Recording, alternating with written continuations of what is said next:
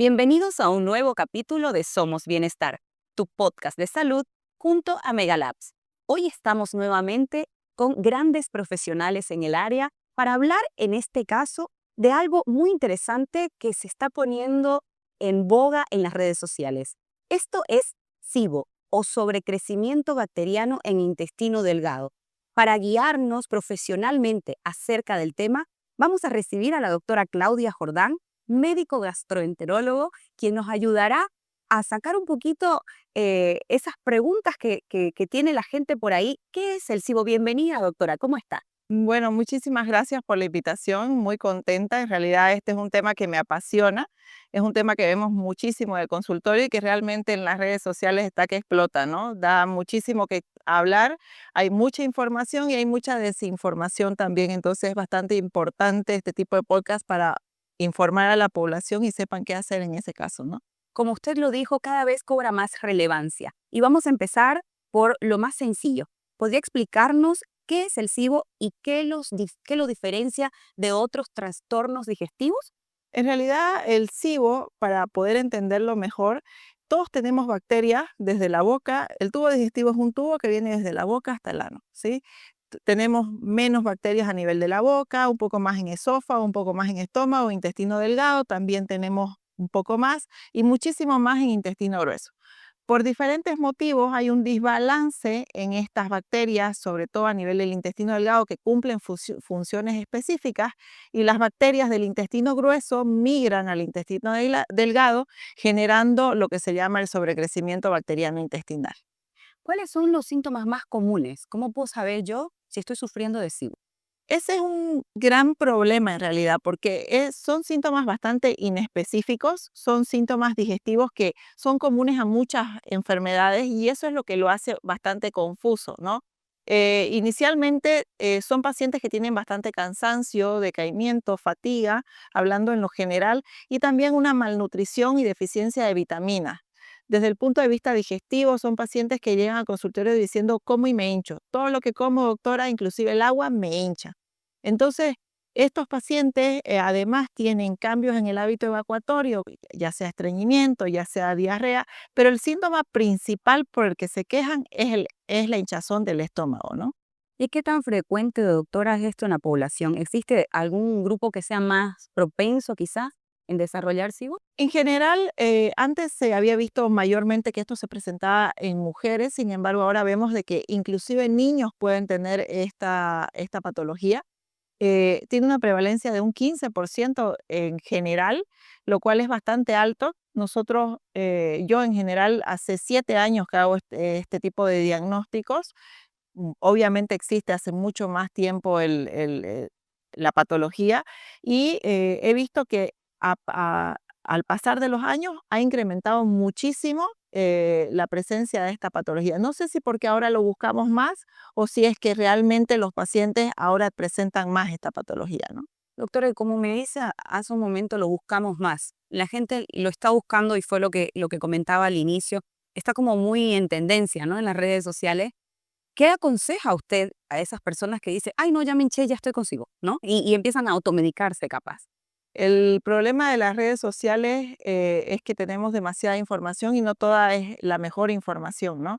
Entonces, como lo dije antes, el SIBO es una patología que tiene muchos síntomas comunes a varias patologías. Entonces, es muy difícil que un paciente que no tiene la formación médica pueda autodiagnosticarse y mucho peor automedicarse, ¿no? Eso es algo que podría terminar en desenlace fatal.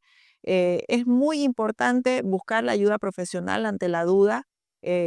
Siempre les digo a los pacientes, no es normal comer e hincharse, obviamente hay algo ahí, hay que buscarlo, hay que tratarlo y buscar, digamos, sobre todo qué es lo que lo está generando, porque si no, este problema se puede volver recurrente. Doctora, y desde su experiencia, ¿cómo puede afectar emocionalmente, además de físicamente, cómo puede afectar emocionalmente a las personas que están padeciendo esta patología? Hay un tema de que esta es una patología muy frecuente en redes sociales, pero no es una patología muy conversada a nivel médico, ¿no? Entonces esto genera demasiado estrés en el paciente que llega al consultorio médico en general y se siente desatendido, se siente incomprendido porque se tilda de un tema más psicológico que evidentemente tiene algún tipo de compromiso psicológico, pero no es lo único y no es lo que, o sea, no es lo único que uno puede pensar en un paciente que tiene estas patologías, ¿no? Yo creo que la palabra correcta para lo que sucede en los pacientes es la frustración de no ser entendidos y la frustración de no ser tratados adecuadamente. Y el no saber quizás qué es lo que tengo, ¿no? Exactamente. ¿Y qué factores de riesgo específicos podrían aumentar la probabilidad de que alguien desarrolle SIBO? Principalmente, el uso de antibióticos genera una alteración de la flora intestinal muy importante, esto ya es un tema conocido. El tema de la mala alimentación, el uso de alimentos ultraprocesados son uno de los factores principales. Pacientes con dismotilidad o pacientes que tengan un tránsito intestinal un poco más lento también, pacientes que estén sometidos a estrés o pacientes que tengan bastante sedentarismo son los más predispuestos a esta patología. Y digamos que yo tengo sospecha de que, de que tengo SIBO. ¿Cómo se realiza el diagnóstico? ¿Cuáles son exactamente las herramientas más efectivas que se utilizan para poder hacer este diagnóstico? Lo primero que hay que hacer es acudir al especialista, obviamente, porque el especialista es el que puede estudiar todo el contexto de la patología, ¿sí? No buscar en redes sociales. Las redes sociales nos juegan un papel erróneo en todo esto porque la persona que empieza a buscar se empieza a enroscar con el tema y es un tema del cual no puede salir después, ¿no? Entonces, la consulta médica con un especialista que conozca del tema es ideal. Además, es importante ver la parte clínica, ver los antecedentes, ver la parte nutricional, ver la parte emocional, inclusive hacer un dosaje de vitaminas, porque esto también puede estar influyendo. Entonces, hay que hacer un diagnóstico, principalmente la forma de hacerlo es la parte clínica y se hace también algo que se llama el test del aire expirado, que es un estudio bastante sencillo que se realiza soplando en una maquinita durante 3 horas y nosotros lo que censamos es el hidrógeno excedente que genera esta sobrepoblación de bacterias. Ese es el estudio, el gold estándar, digamos, en el diagnóstico para hacer estudios de SIBO, ¿no? Y después de eso poder estudiar el resto de las cosas que está interviniendo en el diagnóstico para poder intervenir y tener un resultado a largo plazo, ¿no? Y ya hablando del diagnóstico, ¿cuál sería el tratamiento y más o menos cuánto es la duración de este tratamiento para poder... Como habíamos dicho, inicialmente al haber estudiado todos los factores que conllevan a esta enfermedad, hay que ver la parte, es muy importante tener un tratamiento multidisciplinario en el cual debemos trabajar de la mano los gastroenterólogos, los nutricionistas, el psicólogo, ¿sí? En caso necesario, y también inclusive la parte del ejercicio. Esto es fundamental y es lo que nos lleva a un éxito rotundo en el tratamiento. Desde la parte médica, que es la que yo manejo, el tratamiento básicamente luego de haber repuesto hormonas, suplementar al paciente, porque inclusive es necesario suplementar, se utilizan antibióticos no absorbibles, como es la rifaximina, que se utiliza por 14 días, ¿sí? Y después de esto, que nosotros ya erradicamos la flora intestinal que está enferma, podemos restituir con probióticos buenos nuevos para volver a un estado de eubiosis, digamos, ¿no? Que es el estado ideal de la flora intestinal.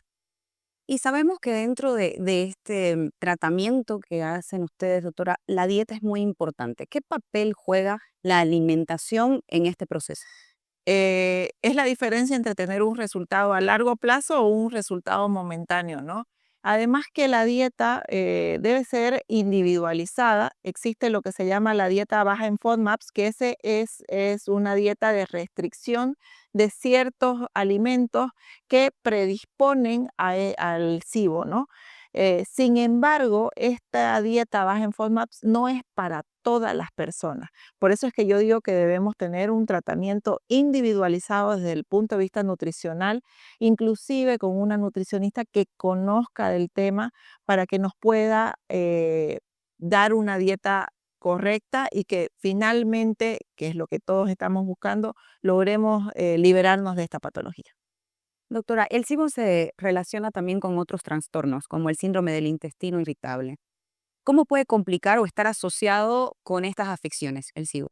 Es un poco difícil hacer los diagnósticos porque están sobrepuestos, ¿no? Entonces, como nosotros habíamos dicho, los síntomas son comunes a varias patologías.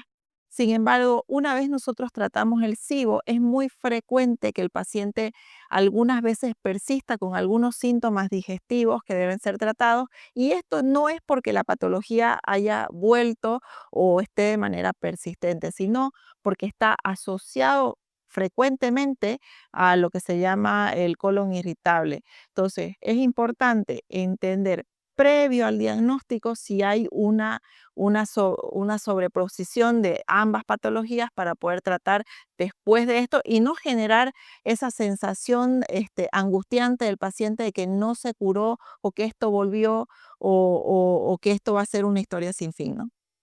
Doctora, aquí una de las últimas preguntas, ¿qué tipo de bacterias suelen estar implicadas en el SIBO y cómo logran proliferar en una zona de intestino donde normalmente no deberían estar? En realidad, como habíamos dicho, hay un aumento de la permeabilidad a nivel del intestino delgado.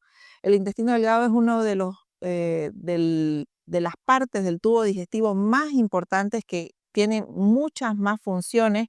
Sin embargo, no podríamos decir específicamente el nombre de las bacterias porque son millones las que tenemos en el intestino, y son difíciles de nombrar además. Entonces, lo que sucede, más que saber la bacteria que está alterada, es entender de que hay un pool de bacterias que ha migrado al intestino delgado y que no le está permitiendo al intestino delgado trabajar como debería. Yo les digo a los pacientes, es como si usted tuviera un ejército enfermo, un ejército sano, perdón, que tiene un ejército nuevo que no sabe engranar con el nuevo ejército. Entonces, finalmente todo empieza a descontrolarse. No. Doctora, que para finalizar me gustaría que le hablemos al público y le demos algún consejo a esas personas que se sienten hinchadas, que no saben qué es lo que tienen y que solamente se están metiendo las redes ahí a ver que puede ser que yo tenga SIBO, no, mira que a mí me pasó, no sé, porque normalmente somos así, ¿no? Y nos empezamos a hacer películas en la cabeza, pero ¿cuál sería el consejo más importante desde una gran profesional hacia todas las personas que nos están viendo? Primero quiero transmitirles tranquilidad. El SIBO sí se cura. Es una patología que bien tratada puede ser manejada lo mejor posible. Quiero pedirles que por favor dejen de buscar en las redes sociales, porque las redes sociales, como digo, pueden informarnos, pero también pueden desinformarnos y generar demasiada alarma y demasiada angustia. Y finalmente, quiero decirles de que tengan en cuenta de que un buen diagnóstico tiene un buen tratamiento. Entonces, acudan con un especialista calificado que ustedes piensen que sepa del tema y no se acostumbren a vivir con el estómago hinchado porque eso realmente no es normal. Muchas gracias, doctora. Antes de despedirnos, le pido que le diga a toda la gente que nos está viendo dónde la podemos encontrar para que puedan también pasar por su consultorio si es que sienten algún problema acerca de esta patología. Claro que sí, para mí va a ser un gusto poder atenderlo. Yo atiendo en la clínica Las Américas y en la clínica Ángel Poyanini. Entonces, para mí, la verdad es que estoy presta para poder colaborar. Esta es una patología que realmente a mí me apasiona, a la que me vengo dedicando hace muchísimos años. Entonces, los espero. Muchas gracias, doctora. Gracias a todos por seguirnos un viernes más con nuestro programa Somos Bienestar, tu podcast de salud junto a Megalabs. Nos vemos el próximo viernes desde este mismo lugar, Novotel junto a Megalabs. Gracias.